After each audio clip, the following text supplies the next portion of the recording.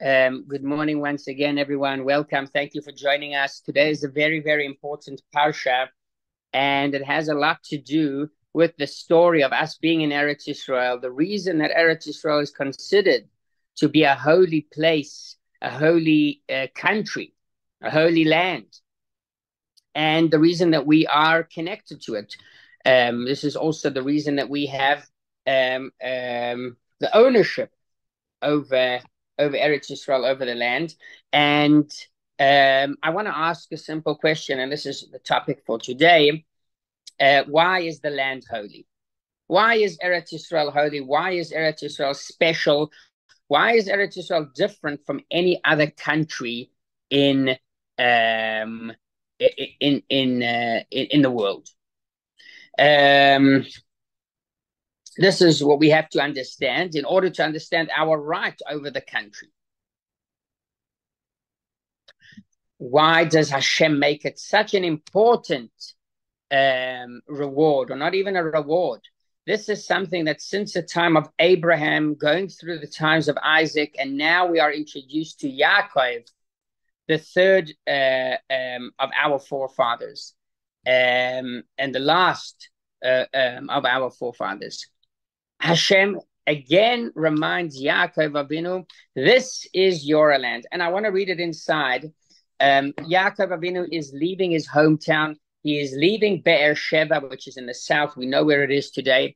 And he's on the way to Haran to find himself a Haran is today the border of Turkey and Syria. So it was quite a journey. And on the way, he was walking and he was going on this journey. He took a nap. He slept, and it's very interesting because it says that he took, first of all, the place that he slept, he discovers that this place is the holy, it's a holy place. And what he does before is he basically places 12 different stones around him. So he stays protected from the wildlife outside, because then it was wilderness. Let's not forget. It wasn't like Jerusalem today. And what happens is, as he starts dreaming, he takes, again, several stones, 12 stones all around him, and he starts dreaming, and Hashem is speaking to him, and Hashem tells him, Ani Hashem Elohekei Avraham Avicha, I am Hashem, God, the God of your father, of your grandfather Avram and your father Yitzchak. This land that you are currently sleeping on, I am planning to give it to you and to your descendants, to your children and to their children, etc. And not only that, your descendants will be the quantity, the amount of the sand on the ground, which means it will be plenty. You will spread all over. Which means all the other nations will be, they will be blessed by you. You will be a source of life, a source of light to them, and they will be blessed by you. And then Yaakov Avinu is so inspired by this dream. It's like a real dream to him. He wakes up and he says, this has got to be a holy place. And yes, this was a holy place. This was the place of Yerushalayim, of Har Moriah, Har Abayis, where the holy temple would be built many years, where the holy temple would be built many years later. And what he turns to Hashem, and now suddenly he sees there's just one stone. It's not 12 anymore. And the Medrash tells us that the stones were fighting between themselves who should be underneath Yaakov Avinu's head, until they decided to become united. And this is also an important message that we will speak about very, very soon. Yaakov Avinu, again, he takes the stone and he says, I'm going to make this an altar, and I'm going to bring an offering once Hashem returns me back to this same place, safe with my family. Not only that, but he says, you know what? I am also going to give a meiser, which is a tenth of my wealth that I'm going to gain on this journey, on this mission. And here again, we've got to understand, what is it that Yaakov Avinu suddenly understands that, wow, this is a holy place. This is a godly place.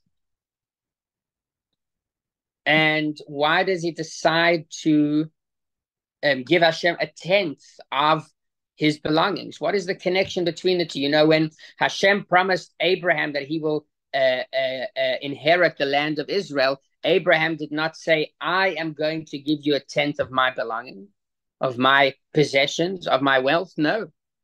Avraham Avinu gave something else in return. He said, I am going to do a circumcision, a bris milah, and that's what we do. So Yaakov Avinu should say to Hashem, well, again, you are reminding me about the promised land. You know what?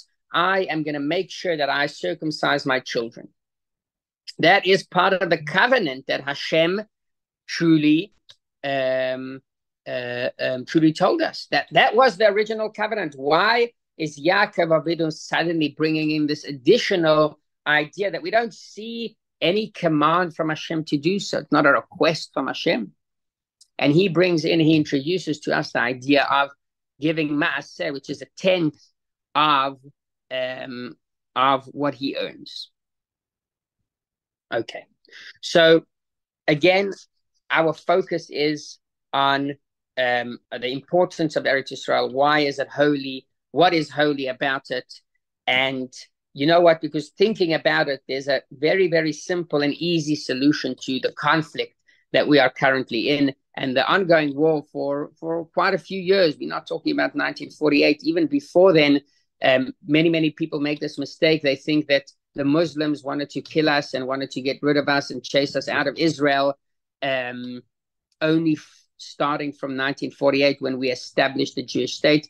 This is totally wrong. 1929, there was a massacre in Hebron, and that was way before the Jewish state was established. And those were between Muslims that lived in Hebron and their friends, their Muslim friends that did business with them and that they thought are in their favor. And unfortunately, they killed many Jews that lived in Hebron and basically caused the rest of the Jews to run away from Hebron, and there was no more Jewish presence there in Hebron. So a better solution would be to tell us, you know what, Israel is not a big size. It's not the size of Russia. It's not the size of Brazil. Give us the same size of a country, and we will migrate to a land in Africa. We will buy it for a certain amount of money, and let's say we will get houses there, and we will establish a land that no one will argue about who it belongs to. Why not? Why shouldn't we do that? And here we see again that Hashem reminds Yaakov, no, this is your land. I promise you the land. But look what happened because of this war. And this has been an ongoing war, not only for 80, 90, 100 years, but this is a war that's been going on for 2,000 years, 3,000 years. The connection between Am Yisrael and the land has always been questioned. But Hashem insists on that connection and insists on telling us that this is a holy land and that this land belongs to us. Why? Why does he put us in this position? And Yaakov Avinu realizes it immediately. He says, this is a holy land. This is the gate to Shamayim, the gate to heaven. If you think about it, countries like Portugal, countries like Spain, countries like Italy, if you go visit, and not only there, but in Asia as well, places in Far East Russia, places in Japan, places in China, the people that live there have been owning the property for centuries and even more. And no one has ever questioned them. No one has ever tried to chase them away. They are so deeply, they say the wandering Jew. And this is true because we are on the go all the time.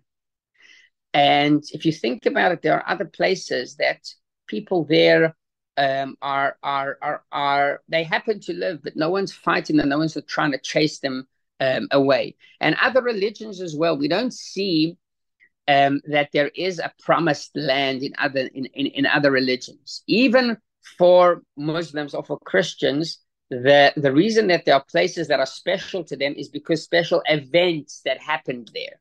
So let's say take Mecca, Medina, right, in Saudi Arabia. That is considered to be a special place for the Muslims because so-called their prophet is buried over there, right? Or he went up to heaven. I don't know all of their theories, but he went, that's what they say, he went to heaven there. Even for Christians, certain places in Israel are very holy to them because of what they claimed happened over here, right? I'm not getting into it, the reasons why. Of course, a lot of these things did not truly happen, but it's not because, the same thing could have been from Mecca, Medina, it could have been in Indonesia. It could have happened in Russia. There's no, according to any other religion, there's no significance to the land itself. And this is another question. It's a question that the Alter Rebbe asks. The Alter Rebbe asks, how come we said that Eretz Yisrael is holy and that Beis HaMikdash is holy? We know that Hashem is here, Hashem is there, Hashem is truly everywhere. And if so, if he's truly all over the world, so everything should be equally holy. Everything should be holy in the exact same level. The entire world, Hashem is present in the entire world. He's present in Israel, and he's also present in Russia, and he's also present in Finland, and also in Portugal, and also in Libya, and also in South Africa. So how did such a separation enter our lives? Enough with the questions. Let's try and find out the answers. So let's start off with what Yaakov Avinu basically sees over there. And we know that there is a special rock right in the middle. I don't know if it's the exact middle, but it's in the Harabayas, Temple Mount. And that is known as Even Hashtia. Even Hashtia is basically the original, why is it called Even Hashtia? Not Shtia from the source of drinking, Shtia from the source of founding, Hushtat, Misham Hushtat Kol HaOlam. That is the original foundation to the entire world. So, and as we know, this is something that Nachmanides, Rabbi Moshe ben Nachman says, there is a significance to the way that the world was created. And the Ramban says that it was created in a way that God initially created one type of material, and out of that material developed the rest of what we see currently today. So it was not in a way of evolution that it took a long, long time for these things to develop by themselves. No, that's not the meaning of the Nachmanides. The meaning of the Nachmanides is that Hashem created one initial material, and that's called Koyach HaHiyuli. That's the most perhaps spiritual type of element that we can find in the world today.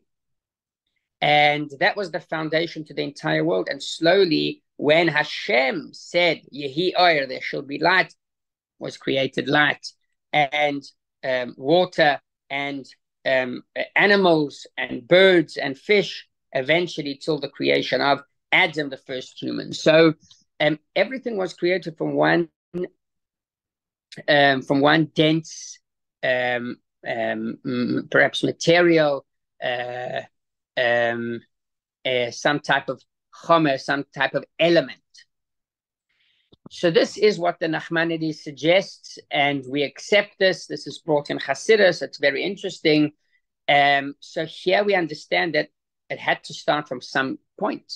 So the entire world started off from one point, and this is the point of Jerusalem, of Yerushalayim, of Harabayas, and then it developed to the entire world. So this is one significance that we have to Jerusalem, to the Temple Mount. and to the entire land of Israel. This is initially where God started to create the entire world.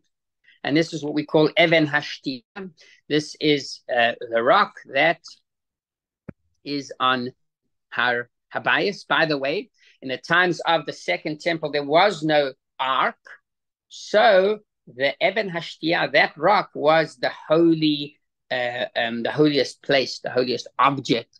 They used that as to resemble the divine presence of Hashem.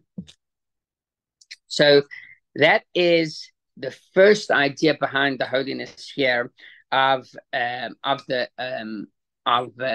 Jerusalem, of Temple Mount, etc. Then we do have, in addition to that, another idea that is brought in the Kli Yakar in our parsha, is that the light to the entire world starts off from Jerusalem, from Eretz Yisrael.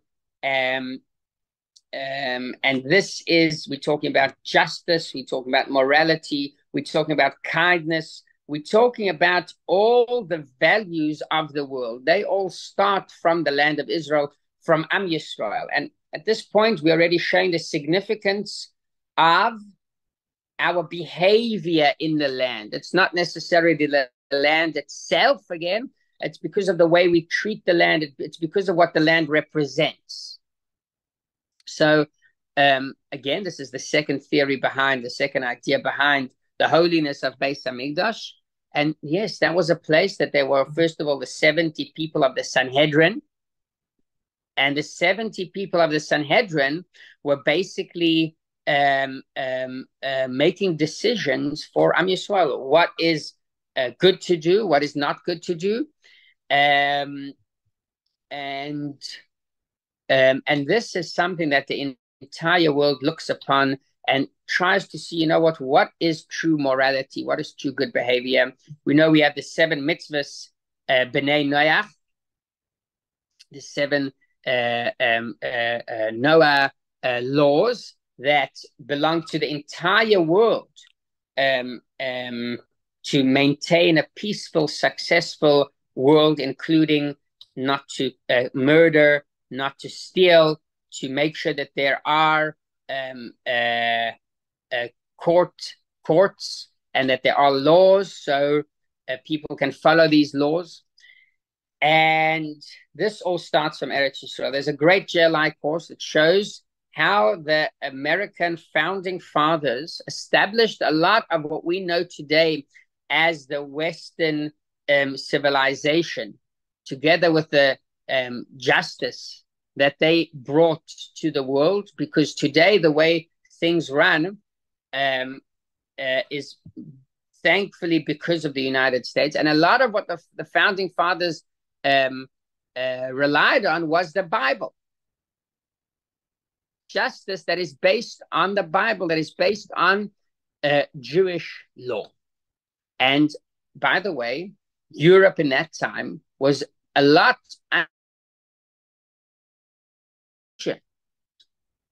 The Inquisition did not stand up for true morality, for true kindness.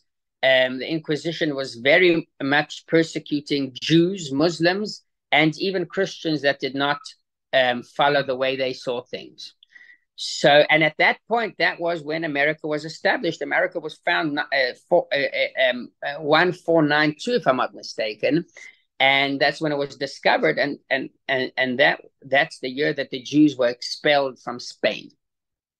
So the founding fathers escaped Europe because they wanted to live a free life, not under the influence of the Inquisition, etc. So once again, we see that Am Yisrael represents, and the Beis Hamikdash represents, the idea of morality, justice, and kindness. And I'll tell you something also about what is happening today. The entire world is looking at us. Everyone wants to see how will we behave, how will we act in front of terrorists. And this is it's not happening for no reason. This is happening because of the this is because of we have to set a new standard to justice and morality. The world has never faced people taking humans and using them as a human shield. The world has never witnessed such cruel behavior. And this is a point that we have to come and we have to show the world, because there's no doubt this is going to be happening in Europe eventually, and perhaps eventually also in the United States. We have to teach the world how to behave, how to act, what is the law in such a case. So we are going to speak about this in depth next week, Be'ezrat Hashem.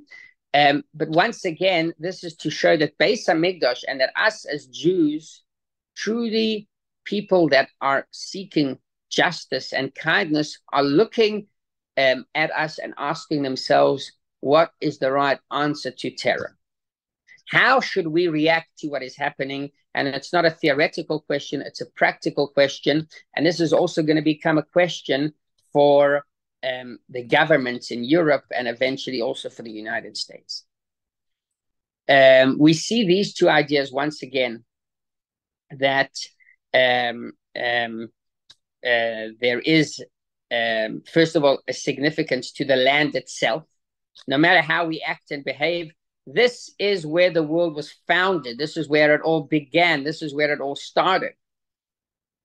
And second of all, that this is the light to the world, not only the material side of where it all began, but how should we behave, what impact we should on the world, how should we behave while we're on this planet, what should be our behavior. And this is also something very interesting, because when we see in the times of the Beis Hamikdash, there were two periods. There was the first temple, and during the first temple, there were 10 miracles that constantly happened in Beis Hamikdash. So if you wanted to see a proof that God exists, if you wanted to feel the presence of God, you would go to the temple and you would see the miracles. You would see that even in the blowing winds of Jerusalem, that's on a mountain, and we can feel it outside when we walk outside, the smoke from the offerings went straight up. Fire came down from heaven. You could never find a fly in the area of the temple of Beis Hamikdash. And many, many other miracles that people could witness in their own eyes when they came to Yerushalayim, to Beis Hamikdash. That means physically it was a place that did not work according to the laws of physics. So that is a proof that God exists and that he created the world. And that's what they were able to witness during the times of the first temple. So once again, here we see that Eretz Yisrael, the land itself, has a significance and is totally different from the rest of the world because of its behavior, because of the fact that the laws of physics do not apply 100% to the place, to the land. But not only that, we know, and we spoke about it perhaps in the past, that Beis Hamikdash, the holy temple, was made in such a way that the windows were very narrow in the inside, and as they went outside, they became very, very wide. And if you take a look at the ancient palaces that were built in Europe and those places, so the windows, first of all, are very high. The windows aren't on the level of the people that are sitting there in the palace. And also then, the windows are very narrow on the outside, and they start becoming wide as they go inside. Why is that? Because inside you need a lot of light. You need the projection of the sun to spread as the light enters the room. But with Beis Hamikdash, it was the opposite. With Beis Hamikdash, the holy temple generated light to the entire world. Beis Hamikdash did not need light for itself. Beis Hamikdash was the source to light. Beis Hamikdash was the source to what true morality and true kindness is. And this is the story of the Holy Land of Israel? First of all, in reality, this is a holy, special land, and perhaps to the naked eye today, we cannot see the difference in the piece of land. We can see something very interesting, and this is a scientist that said that if you take a look from space, I forgot his name. He's a very interesting, very smart, wise person, and you can find him a lot on social media.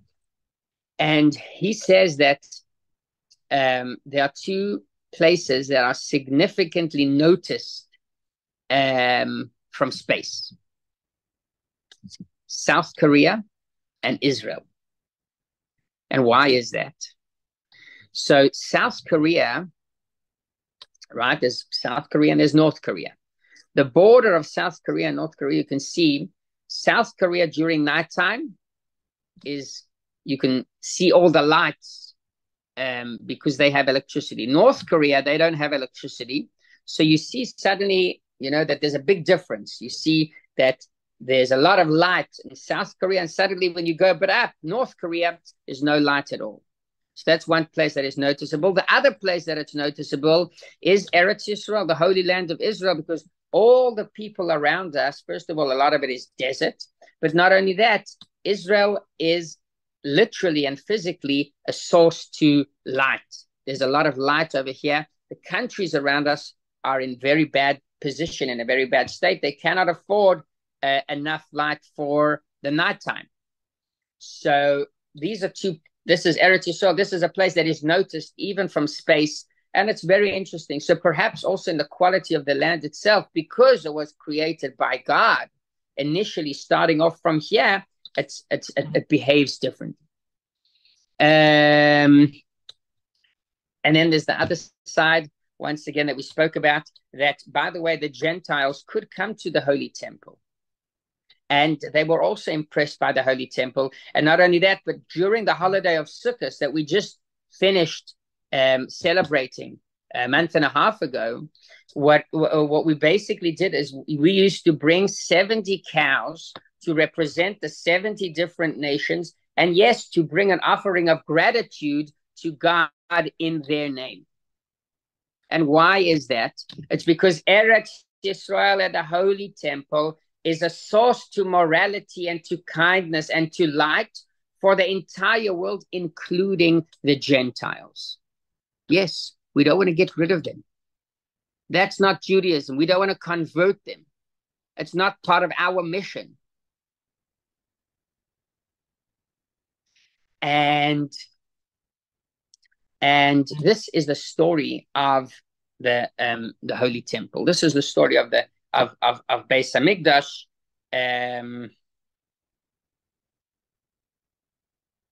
of the special place. So let's see. First of all, there's a very interesting tool that we see that is used about with Yaakov Avinu during his days, during his dream, was he placed again 12 rocks all around him to protect him from the wildlife around him. And then they fought who should be underneath his head.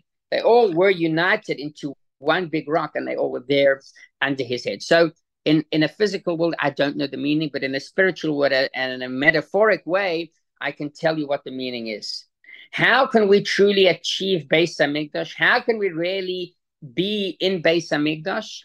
There's only one way, and this is through unity, through connection, understanding that we are all part of one nation. Yes, the 12 tribes, the 12, and they are represented by the 12 rocks.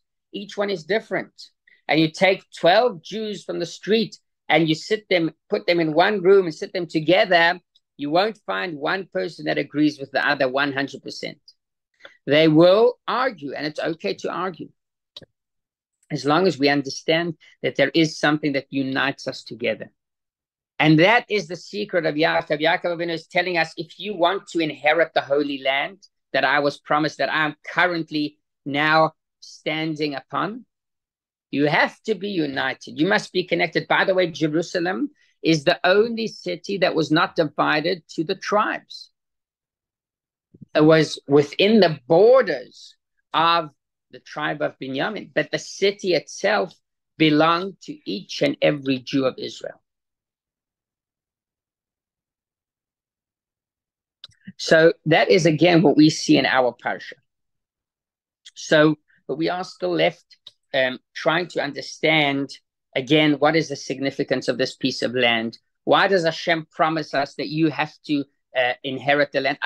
Hashem, there's a great video that someone is an Israeli in Los Angeles, or maybe, I don't know, somewhere there, was asked, well, what is the solution to the situation? So he said, you know what, just take Gaza. We don't want it. We don't want Gaza.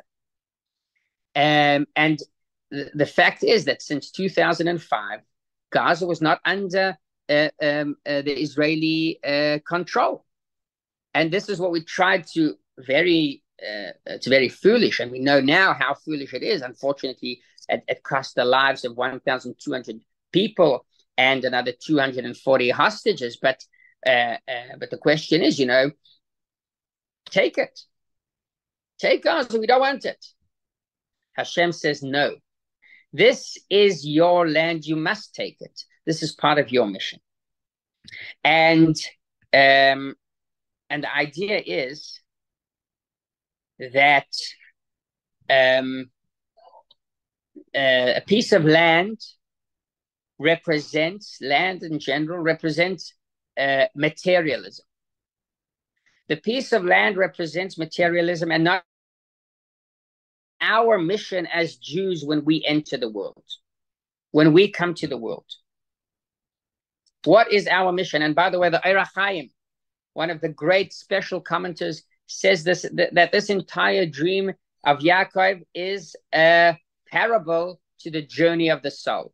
So Yaakov Avinu is the soul that is now entering the world. What is our mission? Hashem says your mission is to connect to a piece of land, which means to elevate materialism, to elevate the surroundings, to elevate our belongings, to elevate ourselves and anything material around us. This is the real idea of our mission in the world. And this is the significance of land. This is why Hashem says you have to take the land. This is promised to you. Because Yaakov Avinu, because first of all, our mission is to take a piece of land and to turn it into something holy. When we are in our homes, in our houses, our mission is to make sure that is a holy house. And how do we do that? Well, there are several ways. Bringing Sepharim, holy books, into the house, right? You can see right behind me, many, many books. This is something that you should have at home as well. And not only that, but when we are in the middle of our occupation, we are working, we've also got to think, how do we utilize what we are doing, and how do we connect it to something holy, to something godly? This is our lifetime mission, not only our lifetime mission, but this is our historical mission. This is why God created the world in the first place. That is why Hashem insists on us being connected to a piece of land. Hashem is telling Yaakov Avinu, and by that he's telling every single Yid, every single Jew, that you are sent down to this world for a mission. And what is the mission? The mission is to elevate materialism, to acquire a piece of land and to elevate that. Yes, it's a tough mission, and people aren't prepared to accept that. People don't want us to carry out our mission. But nevertheless, this is what we know that Hashem wants. And how do I know this, that this is the mission behind it? Because Yaakov Avinu, we read right after that, the entire parsha is about Yaakov Avinu jumping into the deep waters of Parnasa, getting married, having children, parenting them, dealing with Lavan, who was a cousin but a real liar, and then returning back to Eretz Israel, meeting his brother on the way. This is a life journey. This is what we go through. Yaakov Avinu's story is the story of every single Jew. We enter the world. First of all, we start off as Yaakov, Ish Tam Yoshev Ohalim. Yaakov is in the tent. He learns Torah. He's a great boy. He's a wholesome and complete soul. And that's great. But it does not last forever, right? When a person reaches a certain age, 18, Yaakov Avinu a bit later, but when we reach the age of 18, 19, 20, right? You've got to get married. You've got to start thinking of parnasa, of an occupation. You've got to work for that. You always have people that are going to try and trick you and play games with you, and you have to fight them. And you've got to, with that, bring God into your life and into your and into the material side of the world, into materialism. This is a crazy mission. This is a very hard mission. But this is what Hashem wanted. This is part of what Hashem wants. And now we can also understand the reason that Yaakov Avinu tells Hashem, thank you, Hashem, for promising me the land. In return, you will get an offering, and you will get, doesn't speak about circumcision, you will get 1/10 of my belongings, of my possessions, of what I earned. Why does he bring that up as something to return back to Hashem? Do you know what is the best way to elevate materialism? Is through giving charity, through giving 1/10 of what we earn, because in that way we show that we are using what we earn and what we possess to holiness, to Kedusha. We take care of those that don't have the ability to do so. Or we donate it to a yeshiva that are people that are studying Torah all day. We donate it to any other place that is doing and bringing good to the world, because we are here to elevate our materialism. This is Yaakov Avinu's mission. The mission develops starting from the days of Abraham. It was a great beginning. Hashem promises him the land. In return, he circumcises himself. That was the same with Yitzchak.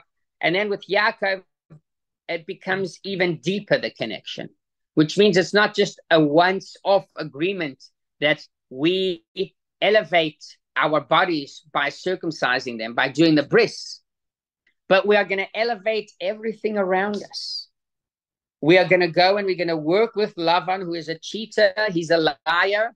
We're going to make money, and we're going to use that money to do good. Not all of it, only 10%. That's our commitment. Sometimes you can give more than 10%, but the idea is that we are elevating our surroundings. Mission.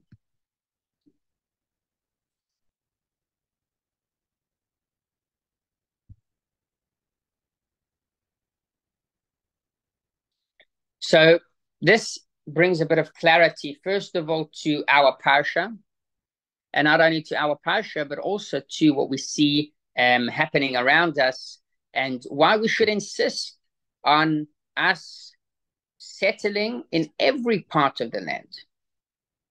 Because if we don't settle in the Gaza Strip or in any other place that is truly part of this holy land, which, by the way, the holiness never really disappears. There's an essential, there's a sense of holiness that always remains. And by the way, part of Lebanon is also a holy land. It also belongs to us. Eilat does not belong to us. That's not a holy land. We are currently holding it, and it's good to hold it because it gives us security, which it should, and that's something that's very important. But when we don't hold the full amount of the land, it means that we're not elevating the full amount of our life.